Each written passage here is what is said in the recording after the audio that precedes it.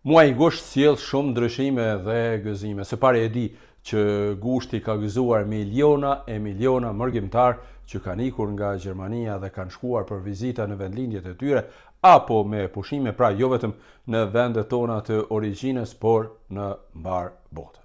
Këtij muaji në Gjermani gëzohen edhe rreth 820.000 fëmijë dhe familjet e tyre, sepse ata për herë të parë do të marrin çantën në dorë dhe do të shkojnë në shkollë. E një lajm tjetër, shumë i mirë për fëmijët dhe prindërit e tyre, është që nga data 1 gusht 2026 në Gjermani, nxënësit e klasës së parë fitojnë të drejtën ligjore për kujdes dhe mbikëqyrje gjatë gjithë ditës. Kjo drejtë vlen fillimisht për nxënësit e klasës së parë e më pas do të zgjerohet gradualisht edhe për nxënësit e klasave të tjera të shkollës fillore. Kjo mas, miq të dashur, ka për qëllim të lehtësoj përshtatjen e jetës familjare me atë profesionale. Nga data 2 gusht futet në fuqi edhe një vendim që mua personalisht më gëzon goxha shumë për shkak të keq përdorimeve në rrjetet sociale. Nga kjo datë, kompanitë dhe personat duhet të tregojnë qartë kur postojnë ndonjë video, audio, fotografi apo dhe tekst të krijuar kryesisht me ndihmën e inteligjencës artificiale. Kjo do të mundsoj konsumatorëve të dallojnë qartë dhe më lehtë pra përmbajtjet e krijuara nga inteligjenca artificiale. Shkeljet e këtij rregulli do të ndëshkohen me gjoba të larta.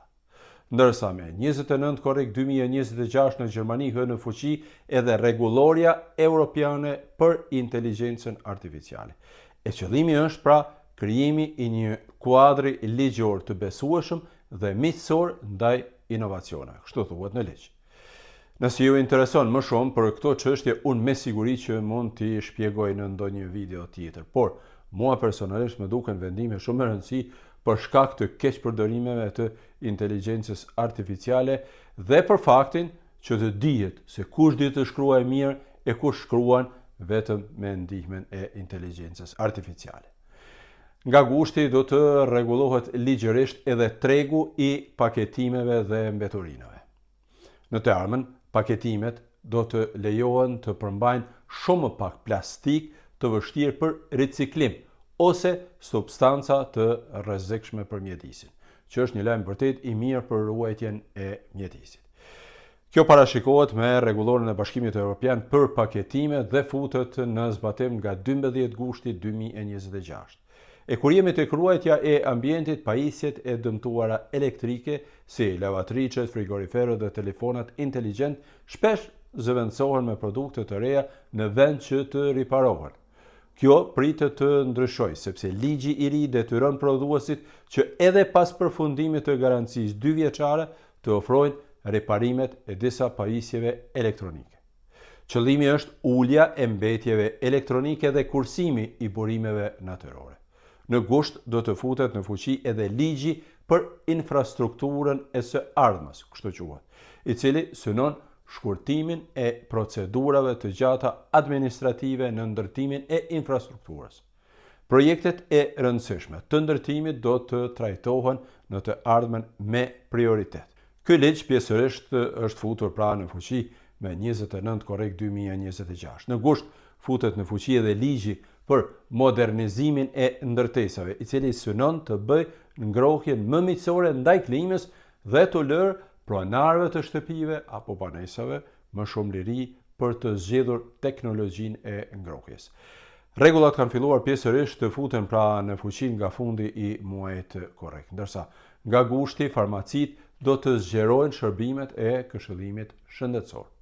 Qytetarët mund të përfitojnë kështu më shumë shërbime farmaceutike në banatore. Për shembull, në farmaci mund të kryhen shumë vaksinime, pastaj mund të merret gjak për analiza dhe diagnostifikime dhe të realizohen teste të shpejta për disa sëmundje të caktuara. Bëhet fjalë pra për disa sëmundje të caktuara, sepse për çështje të tjera duhet të shkohet në spital. Kjo bëhet pra me qëllim që të forcohet parandalimi dhe të përmirësohet kujdesi shëndetësor.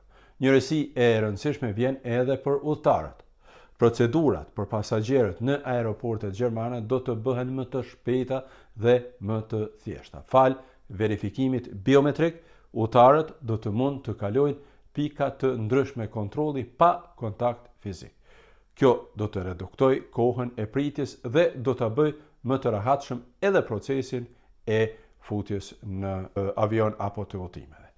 Kështu pra thuhet në ligjin që ka filluar tani të zbatohet në aeroporte. E këto ditë ka filluar të zbatohet edhe ligji për sigurinë e furnizimit me energji elektrike dhe kapacitetet energjetike, kështu quhet. Ky ligj synon të garantoj një treg ku do të ketë kapacitete të mjaftueshme fleksibile energjetike edhe në vitet e ardhshme.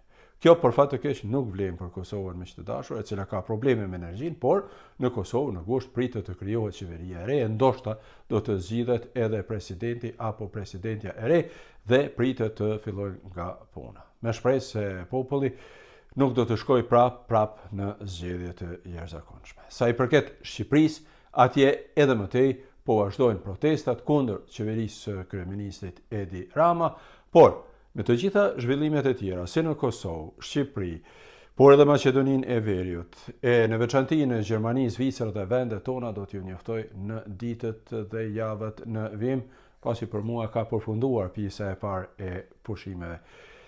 Nëse doni, shpërndajeni këtë video, sepse më duket që ka vërtet shumë informacione dhe mos harroni të abonoheni në kanalet e mia, sepse kështu ju vijnë informacionet në kohën e duhur. Ndërsa unë ju uroj kohë sa më të mira, pushime sa më të mira, por edhe punë të mbarë nëse jeni kthyer në punë. Faleminderit dhe mirupafshim.